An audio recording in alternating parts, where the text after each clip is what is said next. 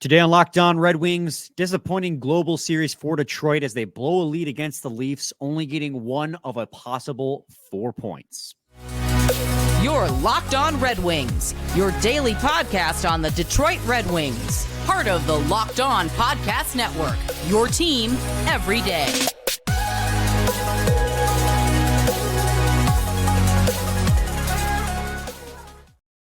Welcome back to the Locked On Red Wings podcast. We are your hosts, Brian Fisher and Scotty Bentley. I'm a podcast producer for the Daily J, a WWJ News Radio podcast. So Scotty's host over at Locked On Tigers, as well as a freelance journalist for the Detroit News. And today's episode is brought to you by Sleeper.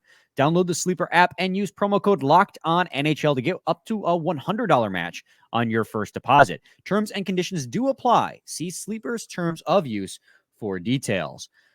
Scotty, happy Monday, buddy. I'm back home, so our audio and video quality should be keynote, but we are back. You know, to the credit of the old gaming headset and the Wi-Fi in the middle of BF nowhere, the audio was actually not bad. Yeah, there's a couple times where it sounded a little glitchy, but we persevered. We made it through. The audio wasn't bad. The video you filmed on a potato, but like the audio was really not bad. The video was the same webcam. It's just there was not enough upload speed. Right? Yeah. It's not enough bandwidth for sure. But I mean, that's what. Hey, $30, $50 HyperX gaming headset works perfect when you're gaming with your friends and when you have to record a podcast on the fly. So, hey, we ball, baby. A quick shout out to HyperX for their cheap and efficient gaming headsets. But Red Wings, obviously, Epic Game's a few days old at this point because they played at 2 on a Friday, but we record a day in advance, so we'll talk about it today. And not great, Scotty, necessarily. I mean, they got out to a great start, played a great 40 minutes, and then blew it in the third, and we will talk about it. But I almost feel like where we should start should actually be with what happened most recently with the Detroit Red Wings. They waived, and I didn't even know they waived him. Honestly, I don't remember seeing anything about them waiving Austin Czarnik, but I saw a notification today by one of the national beat writers, can't remember which one, saying that he cleared. And I was like, oh, okay, Czarnik's back in Grand Rapids. Apparently that's happening. And then the Red Wings officially announced it on their Twitter or X account, whatever you want to call it. So the Red Wings roster, assuming Jake Walman is out for a long, lengthy period of time. It's hard to tell because obviously we haven't heard anything, but it didn't look great the way he crashed into the net and got off the ice. The Red Wings roster, if he goes on IR, will be down to 21 players, which then opens the door for somebody to be called up from Grand Rapids. They're at 12, 6, and 3 currently, and you want to carry usually one extra player, be it on offense or defense, as a healthy scratch. But if they sent Czarnik down, who is their extra forward, that leads me, Scotty, to believe that maybe they're calling up a defender in turn because this team needs it. A little bit of cope going on there, a little bit of hope, but they desperately need it. Yeah, man. I mean, for starters, I think it's easy to. It's not easy. It's actually very not easy, but historically, you would just look at this roster and go, well, how about we actually grow up and drop the third goalie? But I don't think you could do that right now, just like performance wise, like not even, like roster construction and all that, wanting to guarantee that you keep all three of these guys throughout 82. But I don't think the Wings can afford that. Lyon played. We'll talk about his performance. He was pretty darn solid, I think, over the weekend on Friday. Oh, and, that's like I said, game's not on him. Yeah, no, not at all. And again, we'll talk about that. We'll talk about that a little bit later in the show when we do like the actual game recap. But my point being, with Lyon doing as well as he just did in his first outing of the season, finally, with Husso struggling the way he is, and with Reimer being kind of just like this toss-up wild card. I think you got to keep all three of them. So that removes that conversation. So you need an extra skater. And yeah, I think it makes the most sense to go defenseman there. You've proven that you do not fear doing 11-7 anyways. And so why not? Your fourth liners don't get a ton of playing time as is. So I think defenseman makes sense. Obviously, if Walman's hurt, that makes, is the reason why you're doing these moves, et cetera, et cetera. I think I speak for most people when I say I would love the notification on Tuesday or whenever this happens to be the promotion of Simon Edvinsson. I think that would be awesome. And I think that it kind of makes perfect sense, especially if it's, and this is kind of like a good, bad situation here, but if Walman's injury happens to be significant, which I'm praying and hoping that it is not, but if it's 4 to 6 weeks or like it's a while, then that makes even more sense to bring up Edvinsson. Because if it's a short stint, then it's like, all right, well, why would we bring him up for a week? He's going to play 1 of 3 games, then send him back down or whatever. If it's a substantial injury where you're going to be missing Walman for the foreseeable future, it honestly, I'll go as far to say it better be Simon Edvinsson. Well, we talked about it too, right? At the start of the season with 7 actual defensemen. And now we say that in air quotes, but at the beginning of the season, we were like, this team's got 7 like real NHL caliber defensemen. There's not playing time for a Simon Edvinsson on the roster. But if, and again, we hope it's not, but based on the way he looked when he got off the ice, after that, he took that nasty crash. Man. We'll talk about the ice quality later too. That looked like it was probably abysmal. But if Jake Walman is out long-term, then this defensive core is very much in the air in terms of ice time. Moritz Seider, top line guarantee. But I mean, I know Ben Sherratt mostly filled in on that spot and actually didn't have a terrible game. I can't figure it out. He's an enigma again. But I think every other spot on that defensive core, I think the minutes are there for Simon Edvinsson if he outperforms. Because right now, with how this defense is playing, there's not a single player on the defensive core who I think absolutely, without a shadow of the doubt, maybe Ghost, deserves the ice time over a rookie like Simon Edvinsson. And that just speaks to how bad this defense is playing right now. It's from a night-to-night basis. Like, you don't know which of the pairs is going to completely crap the bed. I mean, even like Seider and Walman they've never looked as bad as some of the other pairs, but even they've had bad games. But with Walman out now, Seider is the only one who is guaranteed ice time at this point. The only one who's not going to be a question for a scratch on a nightly basis. The ice time is absolutely there for Simon Edvinsson. And this team, with how this defense is playing, like I tweeted it out I think it might have been during the Leafs game, but like I legitimately do not know what to do with this defense anymore. Like on paper, it's supposed to be upgraded in every way, shape, and form. And at times when I'm watching it, I'm like, I don't really know if this is that much better than the defensive core we had last year with a Jordan Osterley, a Robert Haig, and a Gustav Lindstrom. Like they still play lost. They still Swedish player. They still look lost out there. They don't look like they have any chemistry built up. They're puck watching like crazy. They're very soft in front of their own net. And I'm just like, these are veterans. Like this is a defensive core full of veterans making rookie mistakes, it feels like. And I was like, you know what? I'd rather watch an actual rookie come up, be fun to watch as they grow, and make rookie mistakes than a veteran who's supposed to know better making the same mistakes. And that's where it comes down to. It's like they need such help on defense that why don't you call was he 8th overall a couple of years ago, Simon Edvinsson? 6th or 8th. I get them all confused at this point. But like, why not call him up at this point? It's just this defensive core is so bad. He can't make it worse. I feel like he can only serve to improve it because he's good. He's playing good in Grand Rapids too. Despite that, the Grand Rapids not playing that hot right now, he's getting big time minutes. He's got 7 points in 13 games. He has looked like a stud. In the game I went to, which is just one small sample size, he was the best player on the ice. So I just don't know why he's not up, but I feel like, and this is my cope and my hope, but I'm hoping that the Czarnik assignment to Grand Rapids, a forward being assigned to Grand Rapids, when this roster could possibly be down 2 players now, is a preamble to him getting called up closer to Wednesday. They wouldn't do it immediately because if there's games to be played in Grand Rapids, you would play him in Grand Rapids. But I'm hoping because this team needs it. They need defense.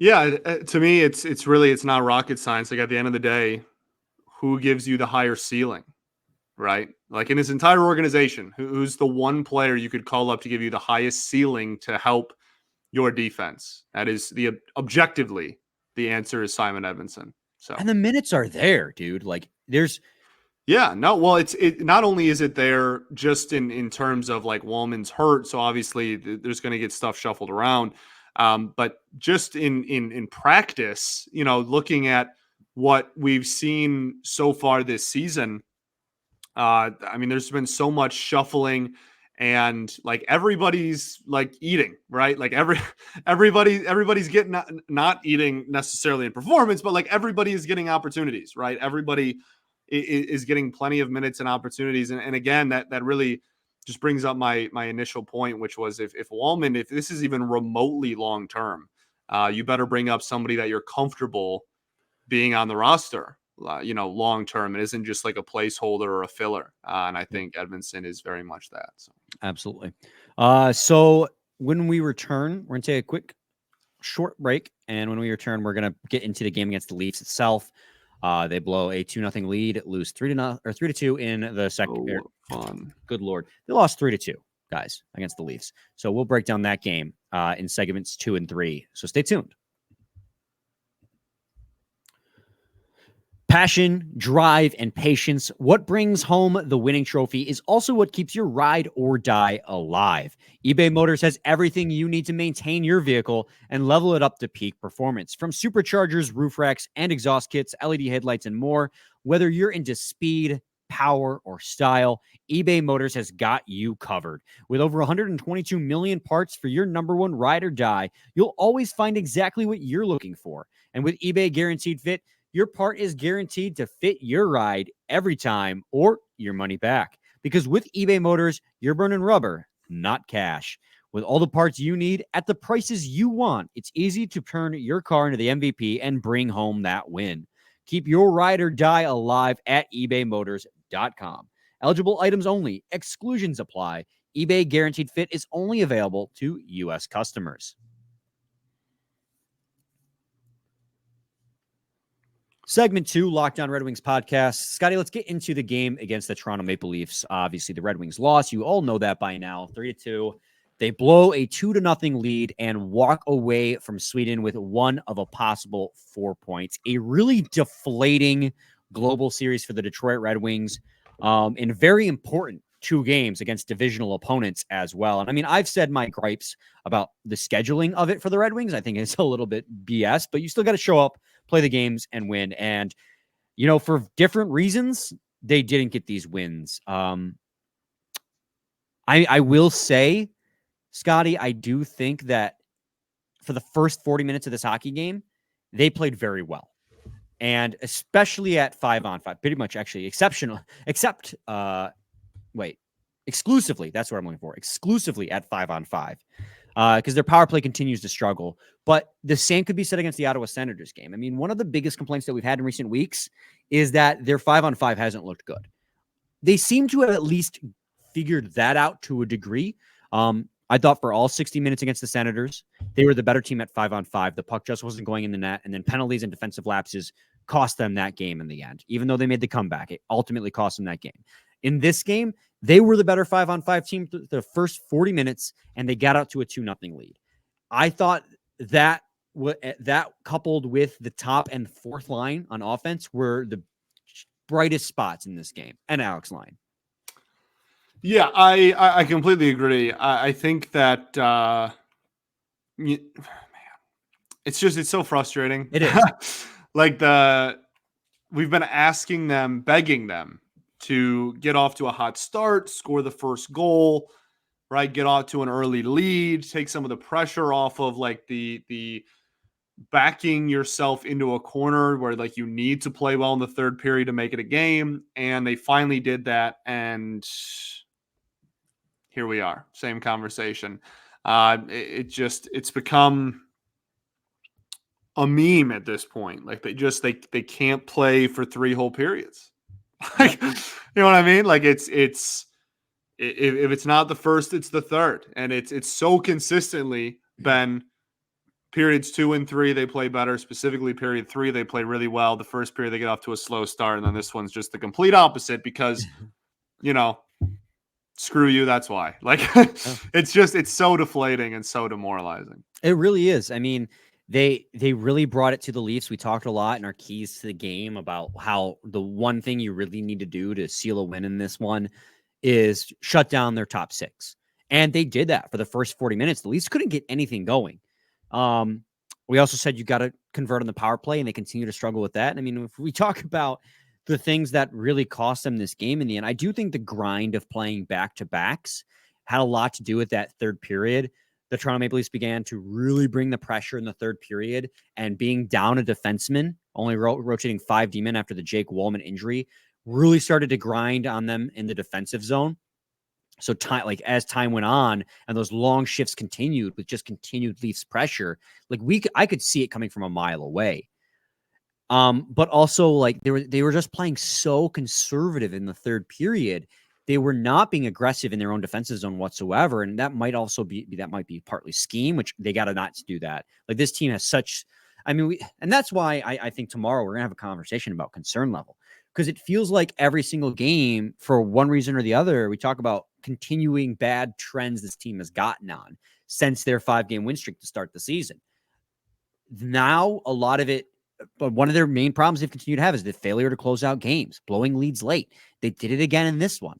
They gave up the 1 goal, which was fine. Now you're up 2-1, but then a bad Moritz Seider penalty. And next thing you know, William Nylander, who you cannot give the opportunity, he's leading the league in points right now. This guy is unreal. He's going to get paid. Maybe not by the Leafs, because I don't know how much cap space they'd have. He'd look good in a winged wheel. That's all I'm saying. But William Nylander, he's been incredible. He's got a point, I think, every single game right now for the Toronto Maple Leafs. He's been their definitively best player, most consistent player, at least, on forward. And the next thing you know, on power play, he scores the goal and ties it up. And from there, you're just hoping you can stay alive. And then Justin Hull has an egregious turnover behind the net, and it's 3-2, and the game's over. They blow the game again late. They couldn't seal overtime with 2 seconds left against the Senators.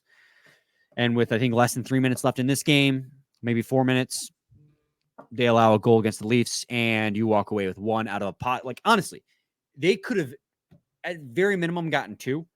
You're looking at 3, possibly, or 4. Like, it's just crazy. Like, you just lock it down late in overtime or in the third period, and you're walking away with at least 3 points, a win against the Leafs, and at worst, a shootout loss to the Ottawa Senators. Just the inability of this team to close out games continues to baffle me, along with their inability to score. Like, we are so far removed from that 5-game hot streak and that power play hot streak that it doesn't even feel like part of the same season anymore. Like, you look at where they stand, and it's so inflated because of that 5-game win streak. You have to literally actually look at these last 10 games or whatever they've had to really find out how they've been performing as a whole. It's just, they're 3-5-3 since their 5-game win streak, guys. They have not been good. And I'm starting to get worried. You want to know what's super not great is when you are a team who has hung their hat on scoring late and being like a third period team, and yet one of your biggest flaws is penalties late in games and not being able to close out hockey games. Mm-hmm. One of your strengths being scoring goals in the third, with one of your biggest weaknesses being struggling in the last 2 to 4 minutes of hockey games. That's really bad. That's scary. That's terrifying. The fact that you can just completely mitigate your entire, one of your entire strengths with one of your weaknesses. It's not good. And it's so frustrating too, because for how long have we been asking this team to be better at 5-on-5, right? Like, some of it you wonder is if it's bad luck too, because, and obviously that's part of it. And I'm not trying to brush off their problems. They have a lot of issues, and we've broken it down. I mean, obviously their defense is an issue and their goaltending is awful. And if you're going to have bad goaltending, you have to have good defense to insulate your bad goaltending. Look at the Carolina Hurricanes and every goalie they've ever had. They play phenomenal defensively, so their goaltending never gets exposed until those goalies leave the organization and go to a different organization. But the Red Wings are bad defensively and in net. So every single game, you can't close it out. And then you take a bad penalty So they get a power play late, which stifles Dude, your own offense. Consistent. It's the most ridiculous thing I've ever seen. Like, again, like I can't remember the exact game that it was, but like I brought that up for the first time, like a week and a half ago, maybe. And I was like, oh, like it's a pretty big thing. Like it's not, it's not happening every single game, but it's happening relatively frequently, and it's still happening. And now, like every single game since then, it has happened, and it's just so egregious. So they had a 45% Corsi 4 percentage in that 5-1 start they had to the season, and they were carried by power plays, right? We were talking about it, and like just incredible shooting percentage at 5-on-5. They're still scoring goals despite the fact they were getting dominated, and they were just being carried by that power play and incredible shooting percentage. Well, since then, they have had a Corsi 4 percentage. Well, in this stretch where they are 3-5-2, they've had a Corsi 4 percentage of 52%, which is pretty damn good, guys. Like it's hard to get 1% above 50%. 2% above 50% is incredible. At 5-on-5, they've been the better team in this stretch where they are 3-5-2, but their power play and shooting percentage has fallen off. Their PDO at this point is 98.7%, which is basically, guys, luck. Like that is essentially what PDO is. It is an evaluation of luck. It's a regression to the mean. By the end of the season, everyone's going to be within like a half percent of 100. And that's where you want to be. They're right now in this stretch. They've been unlucky, but they've also played like key plays, defensive breakdowns, bad penalties, the inability to close out games. It's just all coming together. Unfortunate. I don't think they're this bad, but it's been 10 games of this now, Scotty, and they have 3 wins, 3 in their last 10. That's not good. And I do begin to worry. Yeah. I mean, like I said, we'll kind of have an episode this week where we just like, I don't know, talk about levels of concern and whatnot. That can be an episode either tomorrow or the next day. But yeah, man, I mean, it's just really the saying that just keeps repeating in my head is just like, it's always something. Yeah, it is always something. It's always, there's something new every day, man. And like, they finally fix one thing and they put the bubble gum on like the hole in the pipe to stop it from leaking. And then another one shoots out. And it's just like this impossible game of just like trying to patch over the things we've been asking them to patch over. But then the second that they do that, something else. The power play goes dry as soon as they fix the 5-on-5. Right. Like, yeah. It's ridiculous. It's like trying to fold a fitted sheet. Like it's just like it's literally every time you think you got a corner down, boom, just kidding. It's wild. We're going to take another quick break. But when we come back, we'll continue this conversation. We got to talk about Alex Lyon yet, and maybe about the ice as well. So stay tuned to Locked On Red Wings. Got to talk to you guys today about Sleeper. A new NHL season brings all sorts of possibilities. Connor McDavid could score 50 goals. He'll maybe with a new head coach behind the bench, things will start picking up. Let's say William Nylander or maybe Elias Pettersson. Those guys are off to rip-roaring starts for sure. And the Red Wings could hoist the Stanley Cup if they ever figure out how to make everything click at the same time and not just switch problems on and off. And you could win big by playing daily fantasy hockey on Sleeper, the official daily fantasy app of the Locked On NHL Network. Sleeper is our number one choice for daily fantasy sports and especially daily fantasy hockey, because with Sleeper, you can win 100 times your cash in daily fantasy hockey contests. All you have to do is pick whether studs like McDavid, McKinnon, Makar, Nylander, Pettersson, Hughes, just pick one of the 3 Hugheses. Each one of them is a stud. And whether or not they'll record more or less than their sleeper projections for things like goals, assists, saves, plus, minus, and more in a given game. To win a 100-time bet on Sleeper, you need to correctly predict the outcome of 8 player stats. You heard me, Red Wings fans. You can win 100 times your money playing daily fantasy hockey with Sleeper. So start paying attention and nail your picks so you can start winning big. Use promo code LOCKEDONNHL and you'll get up to $100 match on your first deposit. Terms and conditions do apply. That's code LOCKEDONNHL. See Sleeper's terms of use for details and locational availability. Segment 3, rather, Locked On Red Wings. Yeah, so I guess to finish up, to summarize my frustrations with this weekend, it's it comes back down to what we said. Despite the fact that they're playing good at 5-on-5, they still struggle to score first. They still struggle to prevent defensive lapses, and they still struggle in net. And they still struggle to score on the power play. So all those things, I mean, it's not one thing they got to fix. It's a lot of things. And there's definitely some luck involved that has got to level out. But man, is that a frustrating 4 points that are out the window against divisional opponents. I mean, thankfully, they're still very much in it because the division's very tight, but I just hope that those 2 divisional games don't come back to bite them in the butt later on. Agreed. Yeah. Alex Lyon, I know he finished the game with like a sub 900 save percentage, but I thought, considering it was his first game and he got thrown in the mix overseas after not having played for a month and a half into the season, he looked good against one of the... He hasn't played since June. Yeah. He's been playing in an NHL hockey game since June, man. And he went in there and had a shutty through too.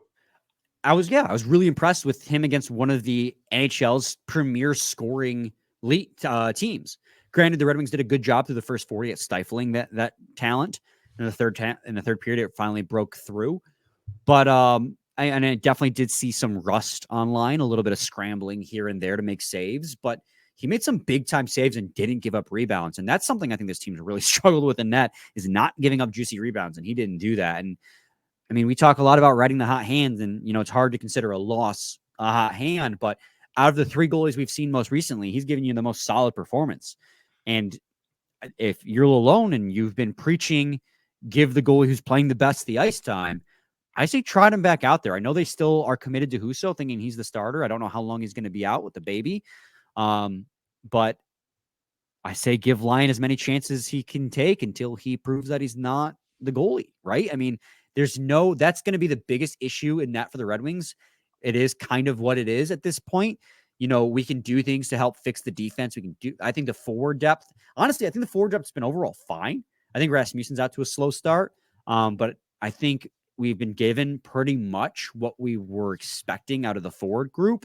You know, we've had scoring through all 3 lines, except for that 4th line, really, but that's not really a line you expect to get a lot of goals from.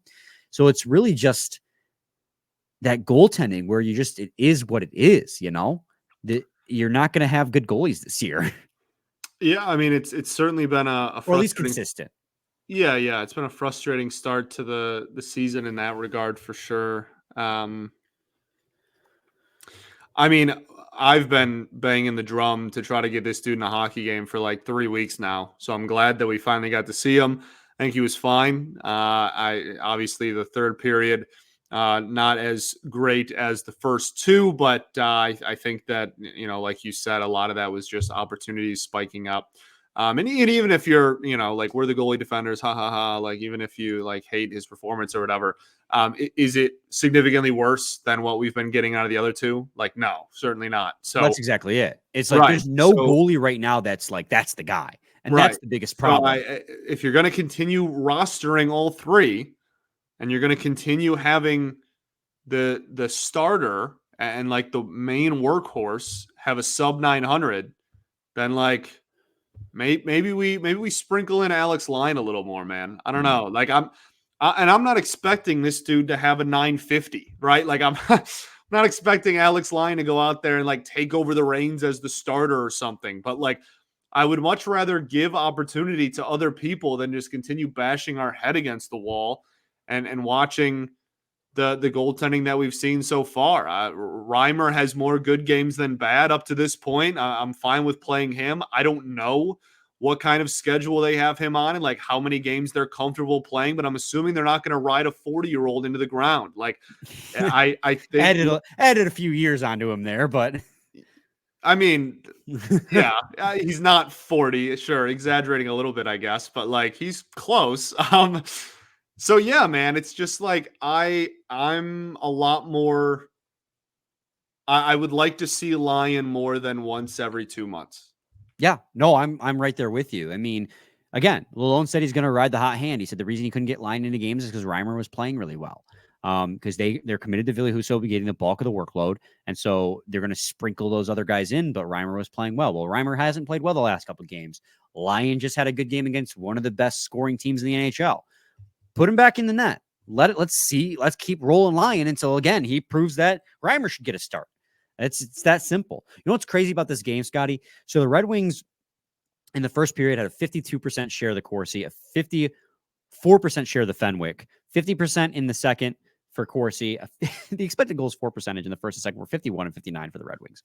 So you would think that even though they were really just caved in the third period, overall they'd still come out with the lead. No. The Maple Leafs had such a dominant third period. They got 64% of the Corsi share, 60% of the Fenwick, and then 82% of the expected goals, that at the end of the third period, the Maple Leafs had 55% of the shot attempts total in this game. And get this, in the third period alone, the Maple Leafs had 9 high danger chances. Yeah, that's messed up. 9. I mean, again, I think part of it is a combination of fatigue from playing back-to-back, just grind them out games, and on top of trying to convert to and being with 5 defensemen and trying to play a conservative game. You can't play conservative against the Leafs. And I'm sure, again, that fatigue played a big role, but that's just so frustrating that through the first 2 periods, you really handled your business. And then in the third, you just shut down and let the Leafs just roll right over you. It's just so frustrating. Ice quality sucked too. Yeah, I know we wanted to talk about that. We can kind of also, yeah. By the way, Reimer's 35, so that's why I was like, he's not. Yeah, don't let my tirade there get in the way of his actual age. But point kind of still remains though. No, it does. It does. Season, but anyway, yes, ice quality. Yeah, man. I mean, we were talking about it during the game. Not that it's an excuse, right? No, both teams play on the same ice. I don't think it's an excuse for the wins and losses. I think we might find out that Walman has something to say about it, but right. I think that I love the global series. I love trying to grow this beautiful game. I'm all about it. But we need we need more. I mean, stability on what quality control on what these guys are gonna be playing on over there. I mean, the amount of times I was literally starting to count how many times a player would try to turn and just wipe out. And I don't know. Yeah, it's the most blown tires I've seen in a game in quite a while. And I don't know if it's because whoever was sharpening their skates was bad or if the ice was just that bad. But because, again, I was watching the boonies, so my video quality was like literally 360. At times, I literally couldn't see who was on the ice. It was so blurry.